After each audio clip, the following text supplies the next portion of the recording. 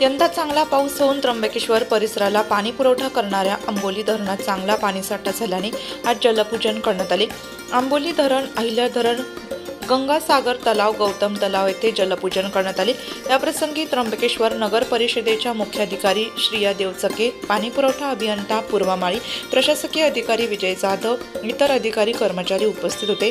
त्र्यंबकेश्वर नगर परिषद मुख्याधिकारी श्रिया देवचके यांनी अधिक माहिती नाशिक लोकशाही न्यूज वृत्तवाहिनीशी बोलताना दिली।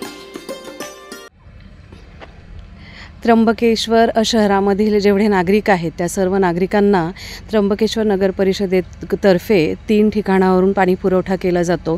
त्यामध्ये आंबोली धरण हे एक आहे। यामधून साधारणतः 1/3 लोकसंख्येला आपण पाणी पुरवठा करतो। यावेळी निसर्गाच्या कृपेमुळे हे धरण 100% भरलेलं आहे। त्यामुळे असं वाटतंय की यावेळचा उन्हाळा जो आहे तो आपला एकदम सुखकर जाईल। माझी श्री त्र्यंबकराजाच्या चरणी हीच प्रार्थना असेल की असाच पाऊस दरवर्षी पडू दे आणि त्र्यंबकेश्वर शहरातील नागरिकांचा जो काही पाण्याचा प्रश्न आहे तो कायमचा सुटू दे। आज त्र्यंबक नगर परिषदेच्या वतीने सर्व अधिकारी कर्मचाऱ्यांच्या उपस्थितीमध्ये आंबोली धरणाचं जलपूजन पार पडलेलं आहे।